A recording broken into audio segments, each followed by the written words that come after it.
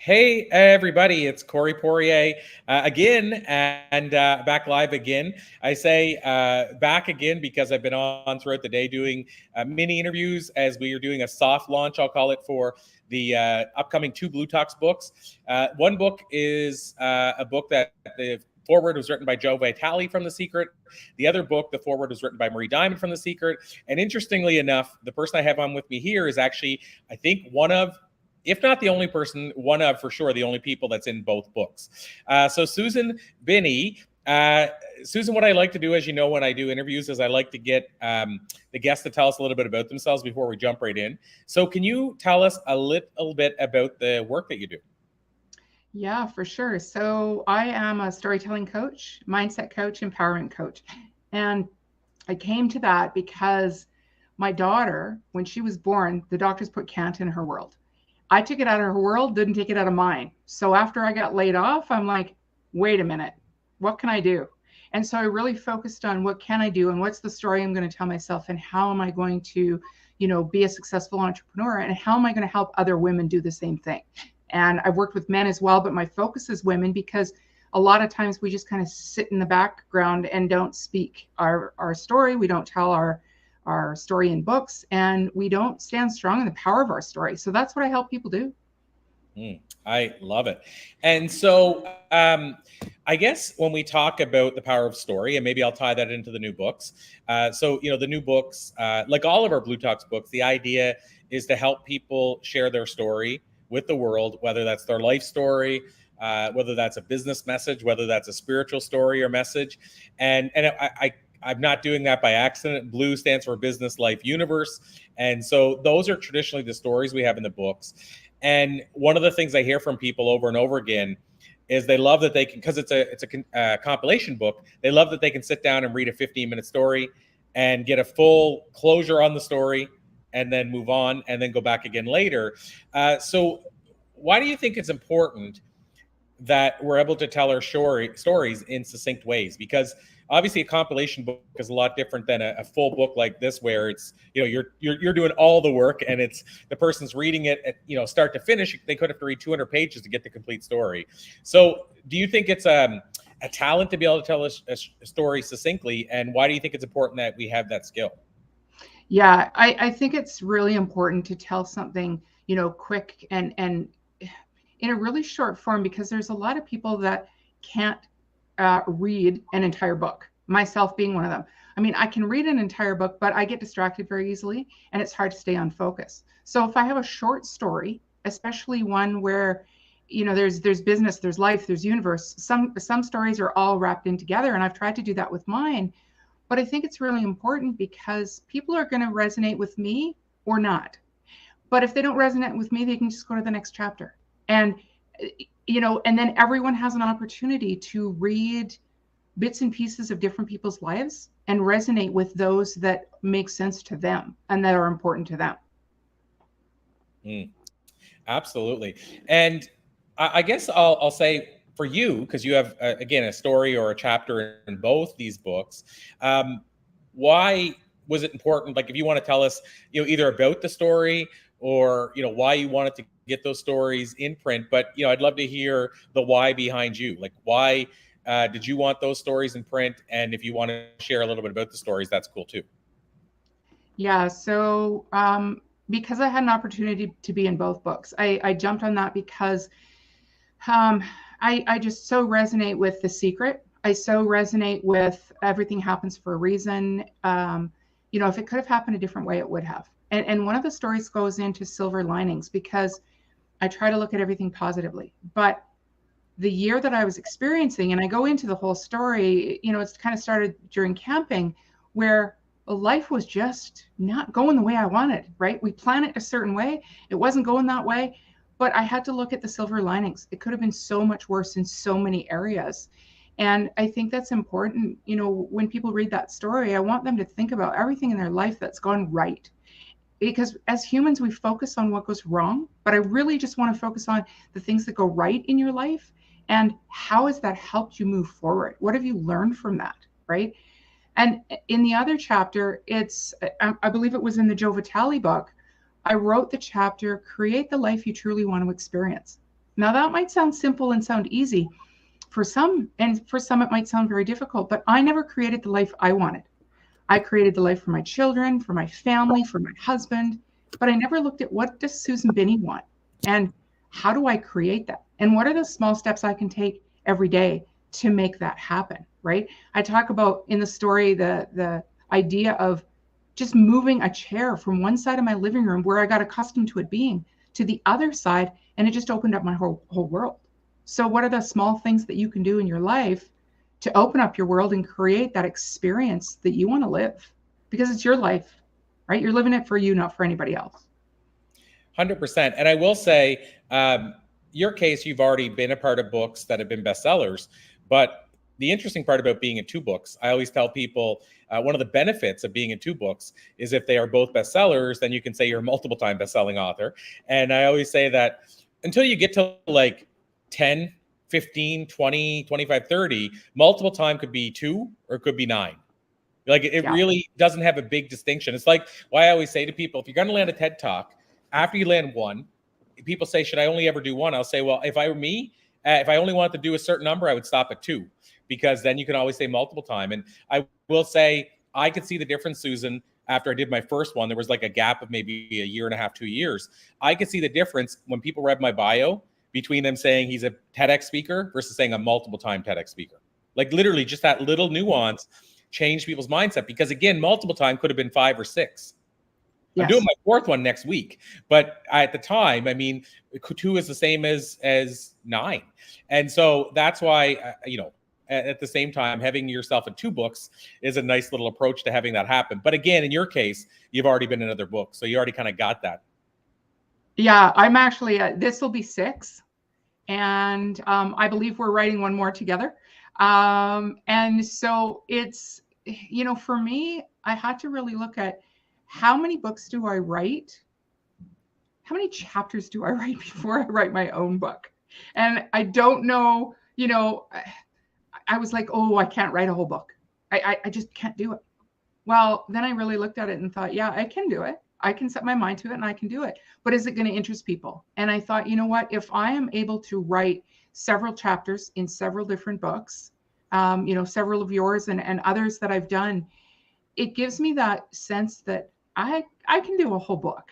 And so being a best-selling author,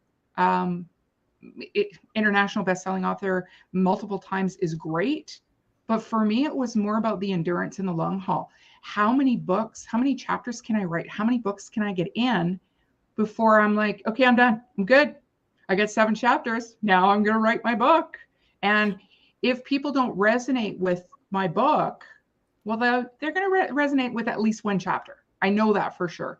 So it's really going to give me that, that leverage and that ability to say to people, there is something out there for everyone. There's a book out there for everyone. And if you're not a reader, here's a simple little story and get through it, and then get through the next one and the next one and the next one. And that's why I love your books so much.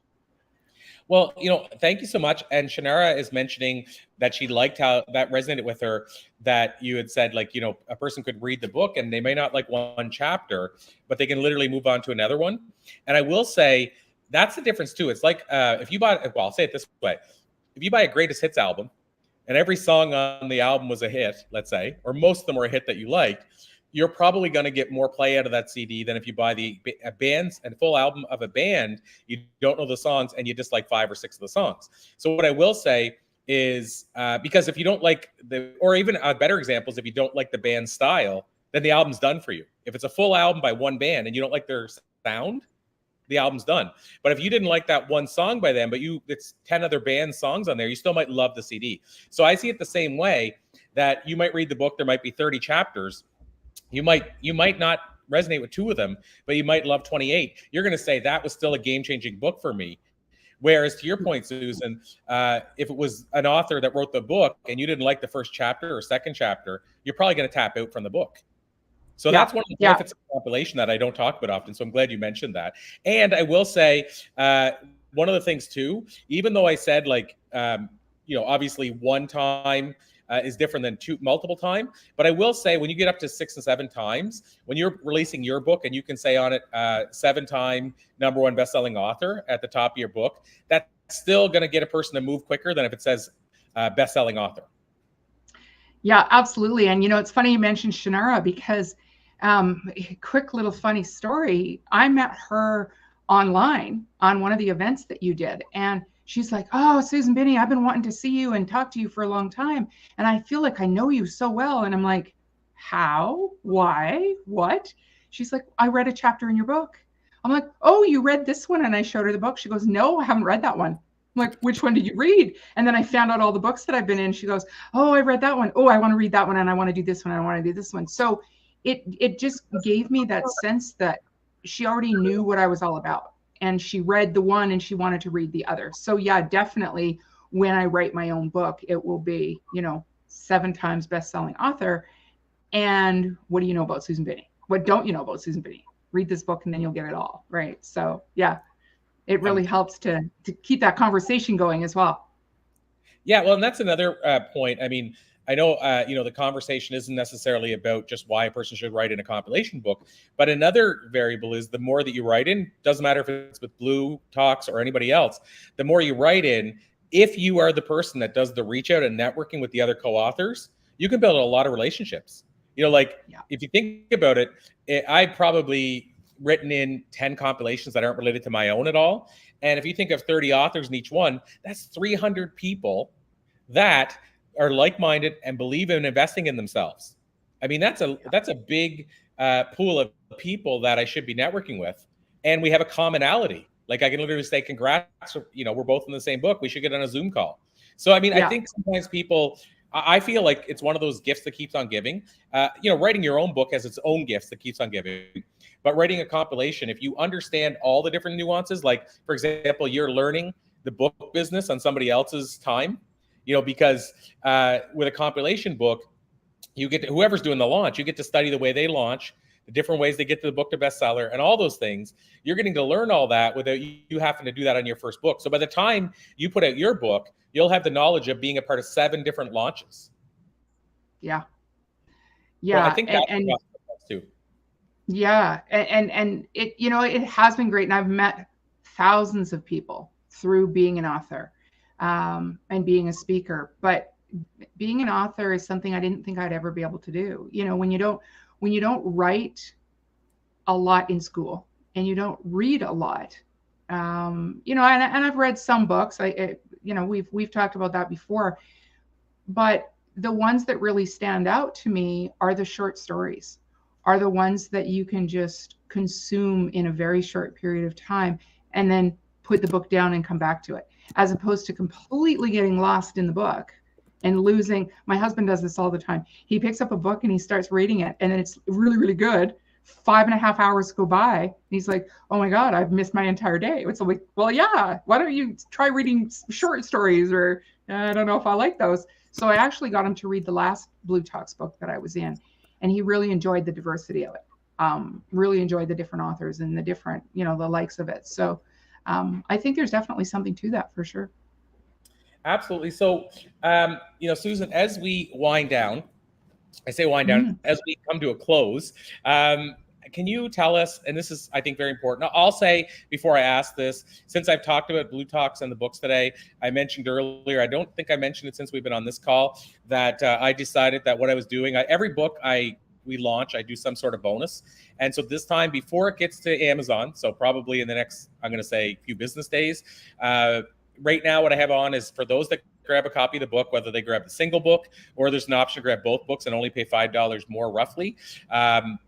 If you go one of those 2 routes, what I'm doing is I'm gifting access to my 5-week speakerpreneurship, authorpreneurship masterclass, which typically only people that get those are one that sign up for our bigger programs. It's a bonus to those. And the only time I ever sold it, we sold it for $500. So it's a pretty massive value for a $20 book purchase. So that's what we have on right now. So if a person wants to grab a copy of the book, I'm going to put the link in the comments again. Today is the day to do it. But in the interim, Susan, last thing I want to ask you is, for those that want to learn more about you, working with you, the work that you do, all those kind of things, is there a place, I call it the hub, but is there a place that you would send them? Yeah, SusanBinnie.com is probably the best place to go.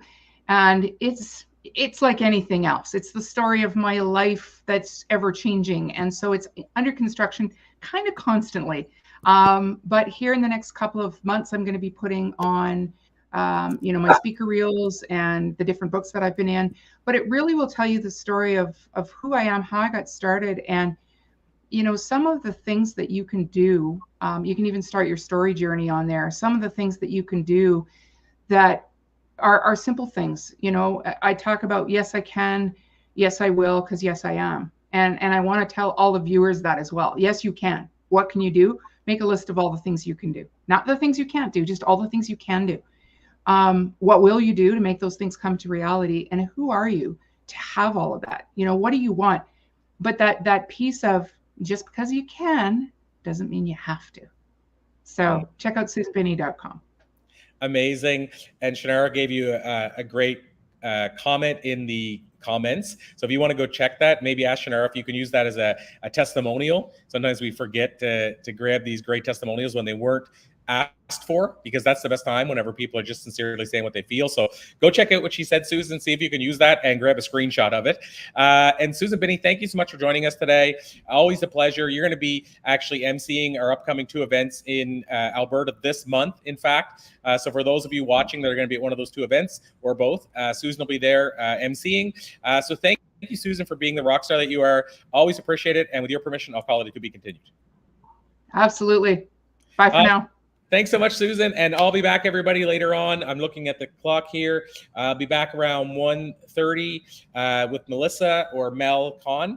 We'll be back talking books at that time as well. And in the interim, as I mentioned, I'm going to be doing an interview with Kelly Filardo that isn't actually being aired right yet, but I think it'll land on her podcast. So thank you so much, Susan. Thank you, everybody. And like I say, till next time.